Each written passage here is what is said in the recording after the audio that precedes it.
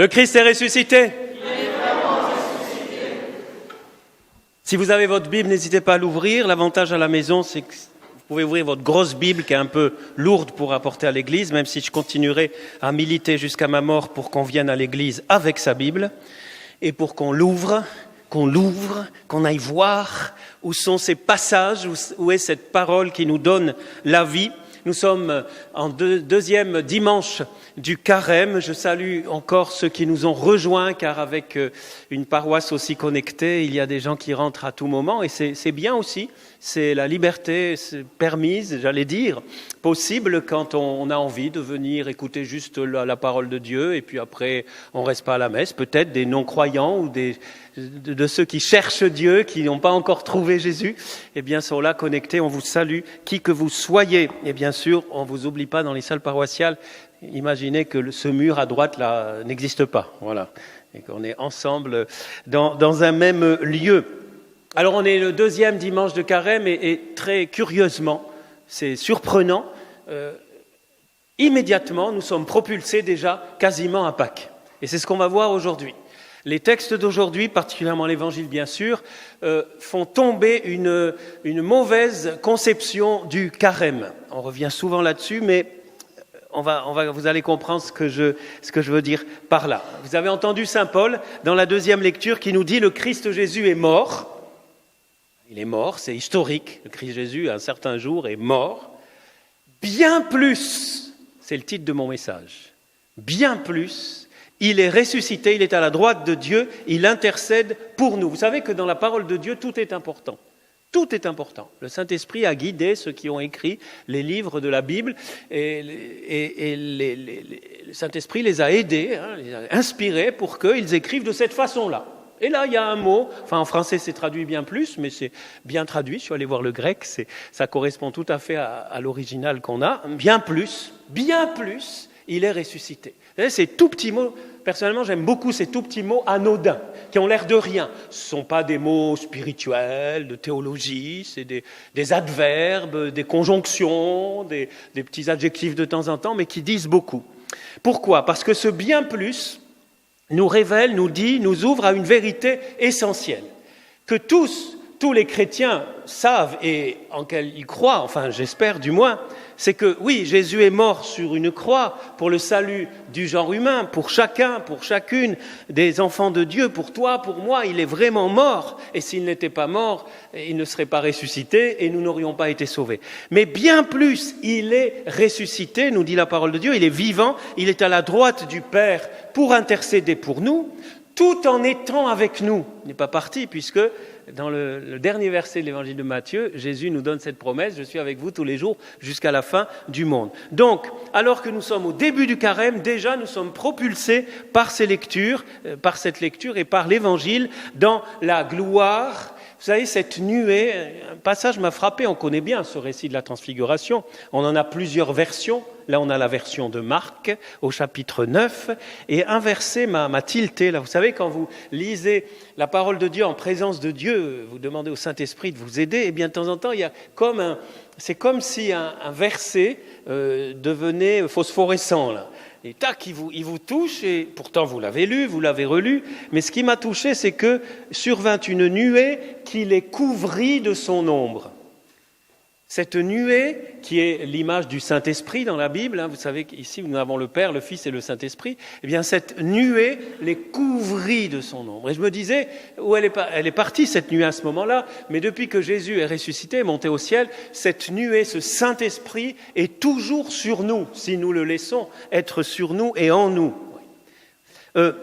Voilà, donc cet épisode de la transfiguration a marqué particulièrement Pierre, Jean et Jacques. Nous le savons de Pierre, parce que dans sa deuxième lettre, au chapitre 3, vous pourrez aller voir, si vous avez votre Bible en ligne, là, n'hésitez pas à aller ouvrir 2 Pierre, chapitre 1, eh bien voilà ce qu'il dit. « Ce n'est pas en ayant recours à des récits imaginaires sophistiqués que nous vous avons fait connaître la puissance et la venue de notre Seigneur Jésus-Christ, mais c'est pour avoir été les témoins oculaires de sa grandeur. » Car il a reçu de Dieu le Père l'honneur et la gloire, quand depuis la gloire magnifique lui parvint une voix qui disait « Celui-ci est mon Fils bien-aimé, en lui j'ai mis toute ma joie ». Cette voix venant du ciel, nous l'avons nous-mêmes entendue quand nous étions avec lui sur sa montagne sainte. Fin de citation. Vous voyez, Saint Pierre prend le temps de bien dire « c'est vrai ». Et pourquoi ? Probablement parce que certains mettaient en doute déjà. Il est possible, c'est pas marqué, mais mettez en doute sa parole. Comment ? Mais parce qu'ils n'ont pas raconté cela avant la résurrection, ils ont obéi à Jésus. Pourquoi Jésus leur a dit de rien dire ? Parce que c'était trop tôt, on aurait arrêté Jésus. Quand Jésus dit aux apôtres « n'en parlez pas encore », c'est pour qu'il aille jusqu'au bout de sa mission. Mais après la résurrection, on imagine Pierre, Jean et Jacques raconter cet événement dont ils ont été les seuls témoins avec Jésus. Et Élie et Moïse, bien sûr, mais bon, Élie et Moïse, ils ne pouvaient pas témoigner là. Et donc, j'imagine certains chrétiens, déjà à l'époque, dire « Non, mais tu étais peut-être un peu fatigué, Pierre. Tu n'avais peut-être pas assez dormi, tu as eu un rêve. » Et là, il insiste. Nous avons été témoins oculaires. On était sur la montagne sainte. Alors, est-ce que c'est l'Hermon ou le Tabor ? Ça, la discussion est ouverte. On pense plutôt pour le Tabor, mais c'est peut-être l'Hermon qui est à la frontière syro-libanaise israélienne, là-haut. Il y a une vraie montagne, quoi. Ça a été historique. Vous savez que le pape émérite Benoît XVI insistait beaucoup dans ses livres sur l'historicité de notre foi, de la base de notre foi. Jésus est vraiment mort. Il est vraiment ressuscité, il a été vraiment transfiguré. Je me permets de laisser la première lecture de côté aujourd'hui. Vous savez, on ne peut pas prêcher, nous les prêtres, le dimanche sur toutes les lectures, sinon la messe est déjà longue ici, elle durerait 3 heures. Mais il faudrait beaucoup de temps pour commenter ce passage scandaleux du sacrifice d'Isaac, dont malheureusement, encore une fois, on nous l'a coupé en morceaux. Il faut aller le lire en entier, je vous exhorte à le faire un jour, et aller lire les commentaires des pères de l'Église sur ce merveilleux passage qui est une préfiguration de Jésus. Isaac est une préfiguration de Jésus. Alors Isaac ne va pas mourir, Jésus lui va mourir, mais il va ressusciter. Dans les deux cas, c'est la vie qui l'emporte. Isaac n'est pas mis à mort. Vous allez dire, mais c'est cruel et tout. Pardonnez-moi, je ne vais pas le commenter aujourd'hui. Encore une fois, pour ne pas être trop long. Ce n'est pas parce que je m'esquive, on aura d'autres occasions peut-être. Mais vous, allez, n'attendez pas, formez-vous, allez chercher. Et vous verrez que ce passage est extraordinaire de leçon pour nous, de confiance en Dieu et aussi de préfiguration de ce que Jésus, lui, va accomplir jusqu'au bout. C'est-à-dire, lui, il va vraiment mourir. Lui, l'agneau sans tache, il va être immolé. Comme on l'a entendu, Dieu n'a pas épargné son Fils. Là aussi, le vocabulaire et la traduction peut faire penser à une espèce de Dieu cruel qui n'a pas épargné son Fils, il a laissé massacrer pendant. C'est pas ça du tout. Le Fils, Jésus, le premier, a donné sa vie, a livré sa vie, il s'est donné librement. C'est pas le Père qui a dit « Allez, va au casse-pipe pour l'humanité. » Ok, papa, j'y vais. Bon. Non, c'est pas comme ça. Il s'est vraiment donné, il a épousé cette volonté du Père, puisqu'ils sont un seul Dieu et ensemble ils ont sauvé, il a sauvé, Dieu a sauvé l'humanité. Donc Jésus, lui, il acceptera d'aller jusqu'à la mort. Pourquoi ? Pourquoi ? Là, c'est une question. Pourquoi Jésus est mort ? Il n'y avait pas une autre solution ? Vous lui poserez la question quand vous arriverez au ciel. Moi, je vous dis ma réponse.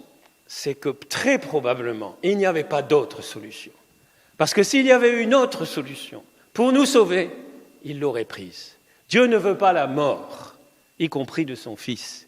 Si ils ont programmé ce scénario, on va dire, pour sauver le monde, c'est que c'était la seule solution.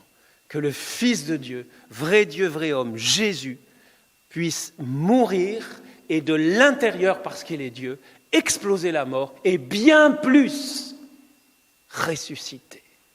Bien plus. Alors que nous vivons un temps difficile, un temps où il y a plus de morts, où il y a plus de décès dans le monde. Ça, c'est objectif. Alors que nous sommes beaucoup de gens qui avaient oublié qu'on mourait. L'actualité leur rappelle. Il y a peu de familles aujourd'hui qui n'ont pas eu, peut-être pas forcément un mort par le Covid, mais par les conséquences du Covid peut-être. Donc face à cette réalité de la mort, la parole de Dieu nous dit bien plus. La mort est morte, la mort a été explosée. Et si Jésus a voulu lever le voile un peu avant la Pâque déjà, on n'est pas encore à Pâques, vous allez me dire, Père, vous êtes en train de prêcher pour Pâques. Oui, peut-être, parce que peut-être qu'à Pâques, je ne sais pas si on pourra prêcher. En tout cas, c'est Pâques tous les jours. Chaque messe, c'est Pâques. Le carême, c'est pas, oui, on fait semblant que Jésus, il est mort. Oh, petit Jésus, t'es mort. Voilà, pendant 40 jours, t'es mort. Et ouais, youpi, t'es ressuscité à Pâques. Non, il est vivant. Amen ou pas amen? Il est vivant aujourd'hui. Il est vivant au cœur de cette vallée de larmes. Sa gloire repose alors que nous sommes dans cette vallée de larmes. Alors qu'il y a des souffrances, des morts, des guerres. Sa gloire est là, Dieu est là. Il est là avec nous dans cette vallée de larmes pour que sa gloire, c'est-à-dire sa résurrection, l'emporte sur la mort. Il ne veut pas la mort. Alors vous allez me dire, Père, oui, c'est facile là de dire ça, mais vous n'êtes pas mort. Non, pas encore. Moi, ça m'arrivera, moi aussi. Bon. Mais même cette mort que François d'Assise appelait ma sœur la mort corporelle, même cette mort, elle est provisoire. Elle passera juste un petit peu, quoi. On va un peu mourir, voilà. Mais c'est pas grave. Parce qu'on n'est pas fait pour la mort. Cette mort est morte, elle est explosée, donc il y aura la mort corporelle provisoire en attendant. Alors là aussi, les mots, dès qu'on commence à parler de l'éternité, tous nos mots sont très limités parce qu'en attendant, ça veut dire qu'il y a un temps, mais il n'y a plus de temps. On va basculer dans la gloire. Et toute notre difficulté aujourd'hui, c'est qu'on est tellement, on dit en italien, impastati. On est complètement empêtré dans ce monde et c'est normal. J'ai vu personne rentrer dans l'église avec des ailes derrière le dos. On n'est pas des anges, on est bien dans ce monde avec tous les problèmes personnels, familiaux, sociétaux, mondiaux, etc. etc.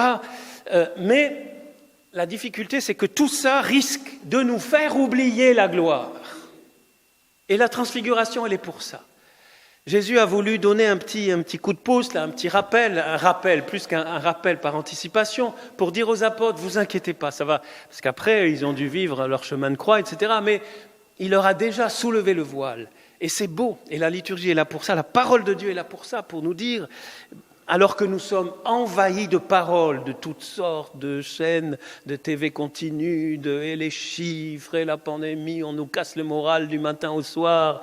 Et ceux qui ne sont pas déprimés, vous inquiétez pas, vous le serez bientôt si vous continuez comme ça. Si vous vous laissez faire, il ne faut pas se laisser faire. Pas se laisser faire. Bien sûr, écoutez, moi je suis le premier à écouter les nouvelles et tout, je me tiens informé, je connais le taux d'incidence de 0,99. Là, non, ça c'est pas le taux d'incidence, c'est l'indice machin qui est presque à 1 et que ici on est à 300, je sais pas quoi, et dans les Alpes-Maritimes, tout ça, c'est beau, c'est très bien, c'est magnifique. Mais si on se laisse complètement imprégner de ça, et en contrepartie, nous ne sommes pas imprégnés de cette vérité, eh bien, nous risquons vraiment de déprimer. Et c'est dommage, parce que nous avons les instruments pour avoir un super moral. Amen ou pas amen? On peut avoir un super moral aujourd'hui, 28 février 2021, alors que certains nous disent qu'on en a pour 50 pandémies. Que Dieu les bénisse et contredise leurs pronostics. Amen. Et que cette pandémie s'arrête le plus tôt possible. Bien sûr, on prie pour ça. Mais il n'y a pas que la pandémie, il y a tous les autres problèmes qui se surajoutent, comme on dit aujourd'hui, à tout ce qu'on vit. Eh bien, Jésus nous dit par la transfiguration, au début de ce carême, qu'il est mort, bien plus, il est ressuscité, il est vivant, il est avec nous. Et il nous invite à nous, à nous imprégner de sa vie, à venir, à nous remplir de sa vie divine, d'une vie qui n'est pas visible au sens qui est une vie spirituelle, mais réelle, qui est ce qu'on appelle la grâce par le Saint-Esprit, à travers la parole de Dieu. On l'a mangé, là, pas physiquement, mais voilà, tous les jours, allez Seigneur, qu'est-ce que tu me dis aujourd'hui? À travers, pour les catholiques, à travers les sacrements aussi. Les autres, vous pouvez aussi les découvrir, même si vous n'êtes pas catholique, venez découvrir les sacrements, c'est magnifique, à travers l'Eucharistie, la confession, etc., etc. Bien sûr, le baptême, pour ceux qui ne sont pas baptisés encore, et etc. Donc vous voyez, nous laisser, j'ai pas mis la montre, aïe, j'ai pas regardé là, ça, j'ai presque fini, vous inquiétez pas. Donc, non, mais c'est trop important ça, c'est trop important parce que Vous l'entendrez pas, ce discours-là, cette annonce, cette bonne nouvelle, vous ne l'entendrez pas un peu sur les réseaux sociaux quand même. Grâce à Dieu, les chrétiens sont présents sur les réseaux sociaux et sur Internet, mais en général, ce qui l'emporte, c'est plus la mort. Le bien plus, il n'est pas là. C'est le Christ est mort, il est mort, voilà. Nous ne sommes pas disciples d'un cadavre. Amen ou pas amen? On n'est pas disciples d'un cadavre. Nous sommes disciples de celui qui est mort bien plus qu'il est ressuscité, de celui qui est vivant. Et j'insiste encore, parce qu'il faut enfoncer le clou. Le clou. C'est pas que dans la tête, mais il faut que ça passe dans la tête aussi. Et que ça descende dans le cœur. Mais ça, c'est pas mon affaire. C'est pas moi qui peux le faire en vous parlant et en vous prêchant sur cette parole de Dieu. Ça, c'est l'œuvre du Saint-Esprit. Et il peut le faire à tout moment. Faire descendre cette certitude. Certitude, vous savez, c'est le mot plus commun pour dire espérance. En fait, l'espérance chrétienne, c'est une certitude. Je vous renvoie à l'excellent commentaire de Monseigneur Dominique Ray, fait il y a 2 jours, dans une soirée de prière avec mon ami Jean-Luc Traxel et Carlos Payan, pasteur évangélique, où il a prié pour les malades avec eux et où il a fait une très très belle exhortation sur l'espérance, où il explique que l'espérance, c'est pas « ouais, j'espère peut-être que ça va passer ». J'espère que demain il fera beau. Alors j'espère que demain il fera beau, à Fréjus, ça marche assez bien. Mais il y a d'autres pays peut-être qui nous écoutent là, où j'espère que demain il fera beau, sous-entendu il va sûrement pleuvoir, quoi. Voilà. Ça n'a rien à voir avec ça. L'espérance, c'est la certitude, bien plus le Christ est ressuscité. La certitude qu'il écrabouille le virus. La certitude qu'il est victorieux de tous nos problèmes, et pas que de la pandémie. Il est victorieux de tous nos problèmes. La certitude que même si mon corps un jour mourra, eh bien je verrai la gloire de Dieu. Amen. Je suis fait, je veux voir Dieu. C'est ce que disait la petite Thérèse d'Avila. Alors, comme on lui avait dit qu'il fallait mourir, je crois que je ne sais pas quel âge elle avait, mais 5 ans, merci, sœur Diane. Elle avait 5 ans, elle est partie, elle a fui la maison, parce qu'on lui avait dit comment elle voulait voir Dieu, et on lui avait dit que pour voir Dieu, il fallait mourir.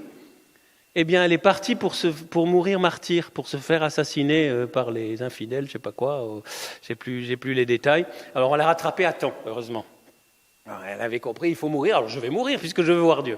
Non, on peut déjà commencer à voir Dieu dans nos frères, dans les pauvres, dans les sacrements, dans la parole, en attendant un jour de le voir dans la gloire. Je vais vous faire un petit exercice, tiens, ça me vient comme ça. Ceux qui veulent, vous fermez les yeux et vous vous imaginez au ciel. Attention, pas facile, hein. Tiens, quelques minutes, on met un peu de musique, tiens, il y a de la musique au ciel. Tu mets un peu de musique douce. Au ciel, ça sera doux. Voilà. En fait, on est en train de faire ce que Thérèse de Lisieux faisait tous les jours. Elle s'était promise de penser, je ne sais plus combien de secondes, en tout cas au moins 1 minute, je crois, chaque jour au ciel. À la gloire. Le ciel, c'est pas après notre mort seulement corporelle. Le ciel est ici. Alors il y en a qui imaginent les anges, vous retrouvez tous vos amis qui sont déjà partis. Bien sûr, il y a Jésus, il y a tous les saints. Et surtout, il y a cette paix, il y a cette joie. Seigneur, merci pour le ciel, merci pour ta gloire. Merci pour mon futur qui est déjà mon présent. Merci parce que tu es toujours avec moi dans cette vallée de larmes. Merci parce que même si je suis fatigué, malade, souffrant, et encore plus parce que je souffre, tu es là et tu poses ta main sur mon épaule, sur mon cœur, sur ma tête. Tu poses ta main de gloire, ta main de ressuscité sur là où je souffre, physiquement, moralement, psychiquement. Et ta gloire chasse, allège ma souffrance et me fait entrer dans ma vocation plénière d'enfant de Dieu, de fils et fils du royaume, de promis à ta gloire. Merci Jésus d'avoir soulevé le voile pour Pierre, Jean et Jacques et de l'avoir fait pour chacun de nous, afin que notre vie ne reste pas engluée dans les réalités de ce monde, mais soit déjà dans l'optique de cette vie éternelle qui est déjà commencée. Au nom du Père et du Fils et du Saint-Esprit.